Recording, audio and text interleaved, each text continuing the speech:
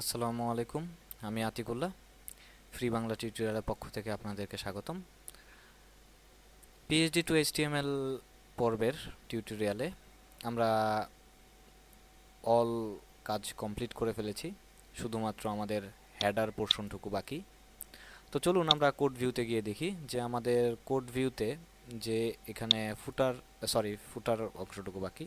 তো এই ফুটার অংশে, তো এখানে ফুটার যেই অপশনটুকু রয়েছে সেখানে আমি স্টাইল সিএসএস এর মধ্যে গিয়ে একদম bottom of the style CSS সেখানে ফুটারের কিছু স্টাইল অ্যাড করলাম, যেমন with 80 pixel, margin 0, auto 20 pixel এবং কালার আমি সেখান থেকে আমার পিএইচডি ফাইলের যে কালার ফুটারের, সেই ফুটারের পিএইচডি কালারটি সিলেক্ট করলাম সবগুলো আপার লেভেলে, কারণ আপার কেস, এই কারণে এখানে সবগুলো আপার কেসে রয়েছে। তো সেই হিসেবে আমি সবগুলো আপার কেস এবং লেটার স্পেসিং 3 পিক্সেল দিলাম এবং এটিকে যদি আমি সেভ করি তাহলে ক্রোম ব্রাউজার দিয়ে আমরা যদি ওপেন করি তাহলে এখানে দেখব যে এটা আমার already one wheel turns another এবং এখানে আমার উইগেট কর্পোরেশন এটির আন্ডারে আমার এইটি সুন্দরভাবে বসে গেছে, যেটি আমার প্রথমে এখানে ছিল। তো এবার আমার যে কাজটি, যে আমার পিএইচডি ফাইলে এটি হচ্ছে এখানে আর এটি হচ্ছে এখানে, তো ঠিক সেই কাজটি করার জন্য এটিকে আমার এই জায়গায় নিয়ে আসতে হবে। তো সেজন্য এখন আমরা যদি সোর্স ভিউতে যাই তাহলে দেখব যে এখানে আমার ডিভাইডি কোড এবং ডিভাইডি কপিরাইট রয়েছে। তো সেই হিসেবে আমি যদি আমার স্টাইল সিএসএস এর মধ্যে যাই এবং এন্টার দিলাম এবং এখানে আমি দুটি আমার ফুটার কোড এবং কপিরাইট সেটির জন্য, এবং এটির ডিজাইনটি ঠিক করি যে আমার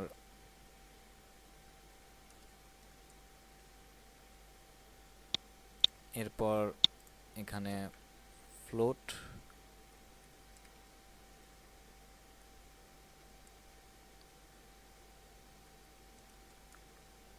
এবং এখানে আমি কি করলাম, তো এখানে ফুটার কোড, ফুটার লেফট উইথ 49% এবং ফুটার কপিরাইট রাইট সাইডে, কোড হবে লেফট সাইডে এবং উইথ 49% এবং টেক্সট অ্যালাইনমেন্ট রাইট আর উপরেরটি হচ্ছে লেফট। তো সেই হিসেবে সেভ করলাম এবং এবার যদি আমার ক্রোম ব্রাউজার দিয়ে ওপেন করি,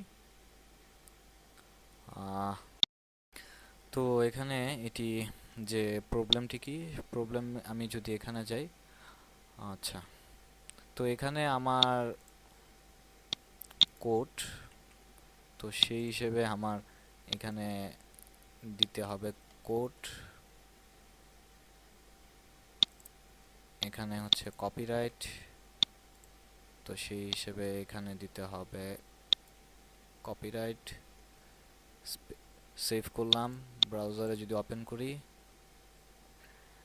এখন ইটস লুকস গুড, বাট বড় প্রবলেম যেটা, সেটা হচ্ছে যে আমার নিচে একদম জায়গা কমে গেছে এবং সেই জায়গাটি ঠিক করার জন্য উপরে আমরা এই যে এখানে গ্রুপ নামে যে ইয়াটা কপি পেস্ট করেছিলাম আগে, তো সেই হিসেবে আমার এখানে আমরা যা করতে পারি, তো সেটি হচ্ছে যে আমার ফুটারের মধ্যে আমি ক্লাস ডিক্লেয়ার করলাম গ্রুপ, সেভ করলাম।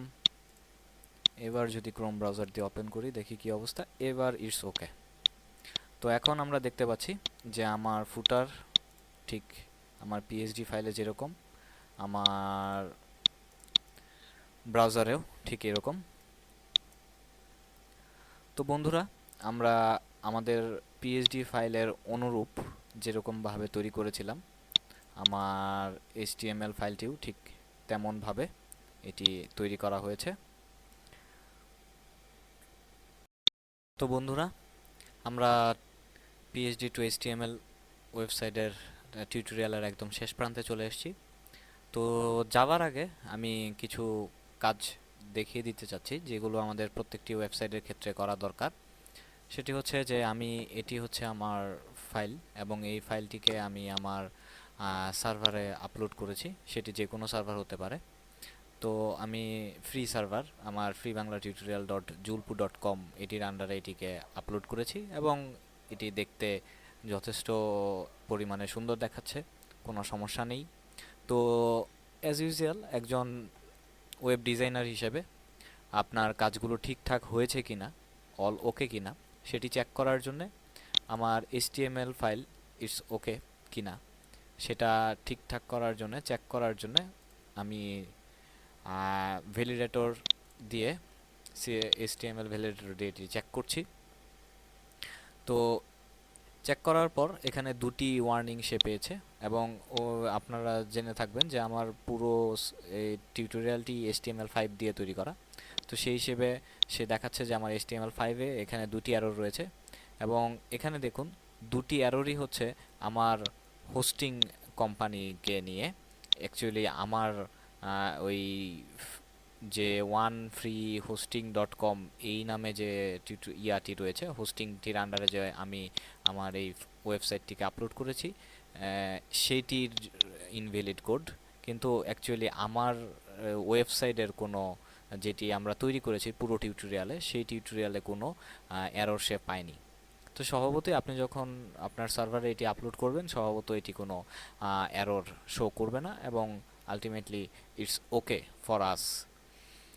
তো এরপর আমাকে যে কাজটি করতে হবে, আমার CSS ফাইলটি চেক করতে হবে এবং আমরা যদি চাই এটি আমরা চাইলে কিন্তু লোকাল সার্ভারেও, মানে লোকাল ফাইল হিসেবে, যেমন এখানে ফাইল আপলোড, আমি যদি আমার মেইন যেই এই HTML ফাইল এটিকে চেক করি, তাহলে এখানে দেখবেন যে অবশ্যই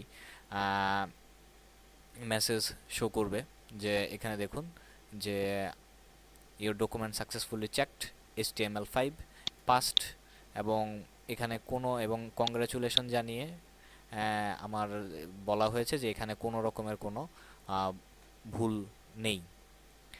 তো ঠিক তেমনি যে কাজটি আমি করতে যাচ্ছি সেটি হচ্ছে আমার CSS ভ্যালিডেশন। তো CSS ভ্যালিডেশনের জন্য আমি আমার যদি পেজ ভিউতে যাই, এই হচ্ছে আমার স্টাইল ডট CSS যেটি আমরা তৈরি করেছিলাম। তো সেই স্টাইল ডট CSS এর মধ্যে যদি আমরা যাই, এটিকে যদি আমরা চেক করি, আবার আরেকটি রয়েছে হচ্ছে হোম ডট CSS। তো এখানে দেখুন কংগ্রাচুলেশন নো এরর ফাউন্ড, যে আমার পুরো CSS ফাইলটির মধ্যে কোনো রকমের কোনো এরর নেই। তো আমার স্টাইল CSS গেল, এবার হোম ডট CSS যেটি আমরা তৈরি করেছিলাম, তো সেই হোম ডট CSS এর মধ্যেও কংগ্রাচুলেশন নো এরর ফাউন্ড। তো সেই হিসেবে আমাদের এই ফাইলটিতে কোনো ধরনের কোনো এরর নেই। এবার লাস্ট যেই কাজ সেটি হচ্ছে যে আমার ব্রাউজার কম্পাবিলিটি চেক করা, যে আমার এই সাইটটি প্রতিটি ব্রাউজারে ঠিকঠাক মতনে শো করে কিনা। সেই হিসেবে আমি টেস্ট দিলাম এবং বলা বাহুল্য আজকে আমার নেটের লাইনের স্পিডটি যথেষ্ট পরিমাণে কম, সেই কারণে পেজটি লোড হতে একটু সময় লাগবে, সেই জন্য আমি আন্তরিকভাবে ক্ষমা প্রার্থী। বাট তো এটি যখন আমি ওপেন করছি, তো এখানে লোড হয়েছে। তো এখানে দেখুন যে আমাদের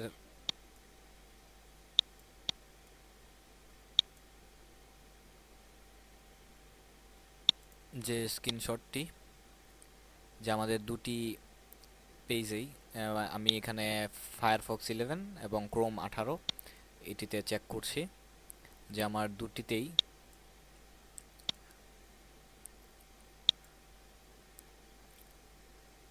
অল ওকে, কোনো সমস্যা নেই। তার মানে আমার ব্রাউজার কম্পাবিলিটি ওকে। বাট এই দুটি ব্রাউজার আমি সময় স্বল্পতার কারণে চেক করছি, বাট আপনারা আরও অনেক ব্রাউজার রয়েছে, সাফারি, ইন্টারনেট এক্সপ্লোরার, সেগুলো দিয়েও আপনাদের চেক করতে হবে, যে এগুলো দিয়ে চেক করে দেখবেন যে আপনার ব্রাউজারটিতে কোনো প্রবলেম, ব্রাউজার কম্পাবিলিটি ওকে আছে কিনা। তো সেই হিসেবে আমাদের এই কাজগুলো করা দরকার এবং এরপর যে কাজটি করতে হবে, গুগল ডেভেলপার টুলস দিয়ে আমরা স্পিড আপ টুলস, যে আমার ওয়েবসাইটটি কত দ্রুত লোড হচ্ছে এবং যদি প্রবলেম থাকে সেটিকে সলভ করা। তো যেহেতু আমার এই ওয়েবসাইটে তেমন কোনো ইমেজ বা তেমন কোনো কিছু নেই, তো স্বভাবতই আমি আপাতত সেটি আমি চেক করতে চাচ্ছি না। বাট আশা করি যে আমার এটিতে কোনো প্রবলেম হওয়ার কথা না, এবং পুরোপুরি টিউটোরিয়ালটি আপনারা বুঝেছেন। তো ইনশাল্লাহ আমরা চেষ্টা করব এই টিউটোরিয়ালটি, এই পিএইচডি থেকে এইচটিএমএল করলাম এবং এই এইচটিএমএল ফাইলটিকে